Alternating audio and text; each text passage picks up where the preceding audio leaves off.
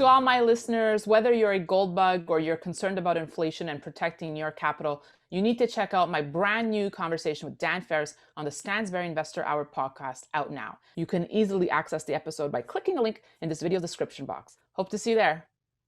Hi, this is Daniela Cambone, and welcome back to StansberryInvestor.com. Today, we are catching up with Jason Butcher. He is the CEO of CoinPayments, one of the world's leading payment facilitators in the crypto space, and want to talk to him about Wormhole, which is one of the most popular bridges linking the Ethereum and Solana blockchains, which lost about 320 million in an apparent hack. This makes it the fourth largest heist of all time in the space, obviously raising a lot of questions and concerns around security and regulation in the cryptocurrency space. Jason, thoughts about what happened here with Wormhole? Initial reaction. Sure, Danielle. It's good to be here first, and good to chat with you again. In my opinion, things like Wormhole is something similar to what you've seen just recently with the arrest of the people who had hacked Bitfinex as well, as you've seen some of this recent stuff. Eventually, these hackers get tracked down and get resolved anyways. But there's a lot of challenges for sure with regards to platforms like Wormhole or platforms that are maybe blockchains that have been developed, security protocols. We're still in a fairly early stage of development, right? The reason regulations, I think, are really key and important in this industry is definitely providing support and confidence to both investors, but also within merchants. For our sake, on the payment side, merchants and individuals feel confident that you have a platform that's regulated. At the same time, there's always problems. Banks are robbed all the time. You don't tend to hear about it, but it does happen all the time. And there's major fraud within the credit card industry, which loses hundreds of millions of dollars every year, where people don't really notice it or they don't really hear about it, and they do individually. So elements like Wormhole is definitely unfortunate because it brings a negative press to the industry. But I think as a whole, most of the people in the blockchain industry are working together collaboratively to stop these types of activities. So do you think we'll see, even more regulation emerge because of stories like Wormhole emerging, Jason? I mean, we see Spain and the UK coming out with new regulations in regards to advertising and the cryptocurrencies. Thoughts on upcoming regulation? What are you hearing? The advertising side of it is actually been there for a long time. So if I'm a crypto provider or services organization and I'm actually actively marketing to an individual in the UK, I'm supposed to be regulated and licensed. So similar to any financial institution, the UK has very specific crypto regulations now following AML D5, which is all around the anti-money laundering process. And that's really these areas that you see Spain and or the US even. You're gonna see more regulations come into the place when it comes to the investor space and or even transactions. So internationally, we have this travel rule that is being applied. The travel rule basically says if I'm a VASP, a virtual asset service provider, and I allow my client to transact with another virtual asset service provider, I'm supposed to be trading that information and sharing that information. And those are to support and eliminate challenging problems, which relate all to any money laundering. And does that concern you, or would that impact payment facilitators at all? If we do see more and more regulations, is it a concern for you? It's not a concern for me. I actually think it's beneficial. You start seeing organizations like PayPal, Square, Stripe, many other very large global payments companies now supporting crypto. And the reason that they are is because those regulations are clear. So I think it's going to push adoption rates significantly. Prior to having regulations, the adoption rates were very low. So for example, this last year, we doubled our increase in transactions. So last year we did 3 billion, this year we did 7 billion as an example. And the reason I feel that is because of regulations, confidence in the marketplace, and adoption. 7 billion. Yeah. Okay. So let's talk about that. This dramatic increase in volume, Jason. What is fueling it? It's really adoption. It's comfort, acknowledgement, confidence. There's definitely more people that are using crypto today for payments. Anyways, there's definitely more investment. There is a major shift, of course. Last year we saw about 90% of all transactions happened in Bitcoin, and this year 52% is in USDT. So in a stablecoin environment where somebody's making a payment, I believe that stablecoins and/or potentially even CBDCs will be the future for actual transactions where there's a stable value. Transacting in a product that's volatile is very challenging. I was going to ask you if you see any, I think the last time we spoke, Bitcoin and Ethereum were two of the most popular coins used to transact. Yeah. So I was going to ask if you see a divergence in that trend.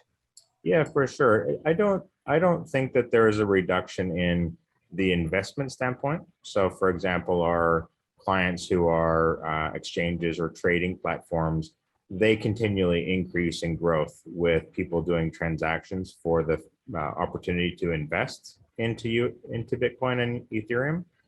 However, on a transactional base, an individual making a payment to a merchant, we're seeing a huge shift towards stablecoins.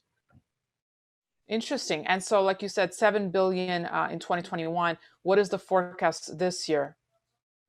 This year is 11 at the moment in our transactional space. So 11 to 13 is what we expect this year. From our prior conversation, Latin America was a booming jurisdiction for you.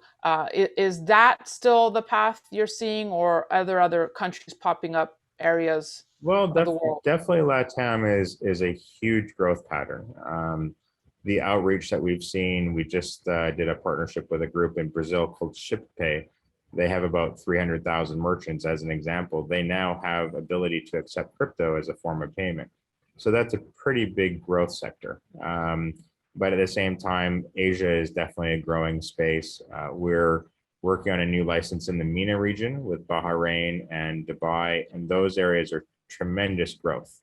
I'd love to get your thoughts on countries like El Salvador adopting Bitcoin as their reserve currency. Is this a trend that you think we'll see, and is it one that you support? I definitely support it. I don't know that you'll see a lot of countries as making Bitcoin as a reserve currency as El Salvador has. I do think that them supporting merchants with the ability to accept crypto is definitely great. The more countries that support and allow their merchants to use crypto as that form of payment and as a recognized currency, the more adoption. Of course, the comfort level is there. One of my partners was just in El Salvador actually, and he was interested to see that how it actually works there is you do a payment using crypto and the government is actually supporting the transaction value. So the merchant actually receives their local currency and the government is backing the transaction. So a little bit different than say a merchant in the US or Canada who's doing a transaction, they receive Bitcoin, they're holding Bitcoin.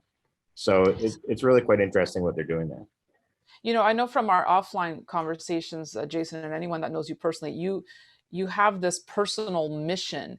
You're so passionate about the cryptocurrency space that you want to make a difference. You want to change the world. You want to have everyone converted onto crypto. How far out are we from that vision, do you think? Oh, Danielle, well, if I could click the finger tomorrow and said everybody just accepts crypto, I ask everybody that I talk to if they accept crypto, right? So I accept crypto. If somebody wants to pay me for my consulting services, I accept crypto. At the same time, I recognize and understand that people still have to pay their bills. They still have to make their payments to their people, their staff, etc., who just don't necessarily know where they can spend it. I still think that we're quite a long ways away from doing that. But my contacts with even colleagues, I had dinner last night. He's in the payments industry. He didn't really understand how easy it is to now allow him to enable crypto for every single one of his merchants. and every one of his clientele, whether they're sending money to the Philippines through the remittance platform or Yeah. whether they're paying a bill. And I believe that over the next 12 months to 24 months, we're going to see more engagement and adoption in crypto than Yeah. we did in the last 10 years.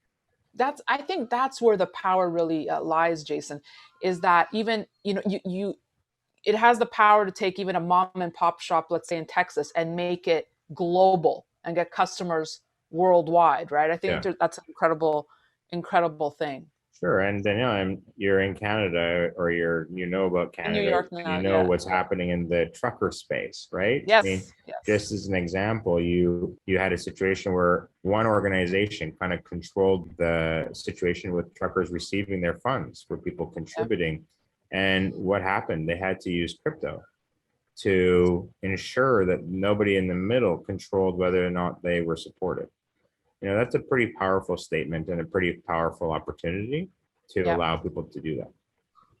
And just to wrap, again, I know you're crypto agnostic as the CEO of CoinPayments, but if you could comment on the volatility, or a lot of investors' concerns when they see the volatility, like we've been seeing in Bitcoin rebounding here as we speak. But what would you say to them? How do you handle or stomach the highs and lows that come with crypto territory?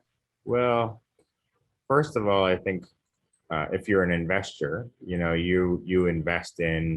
should invest in crypto like you would invest in gold or silver or other assets. You invest it in and hold it. If you're a day trader and you're just thinking that you're going to make 3, 4, 5% or 10%, and you're just kind of up and down, you're a different kind of trader or investor, right? And if you look at the history of Bitcoin as an example, year over year, each period throughout the year, you have very similar downs and very similar ups, right? And you have to definitely know that if you're investing in an asset, don't invest more than you can lose, for sure, in anything.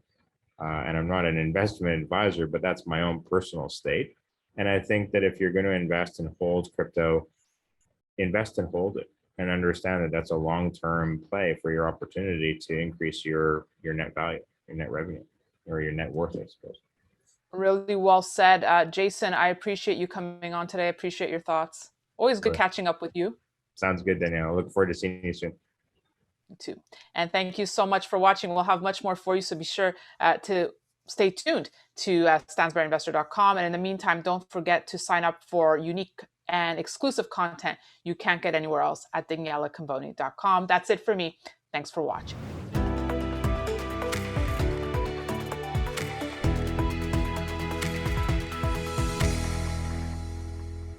Opinions expressed on this program are solely those of the contributor and do not necessarily reflect the opinions of Stansberry Research, its parent company, or affiliates.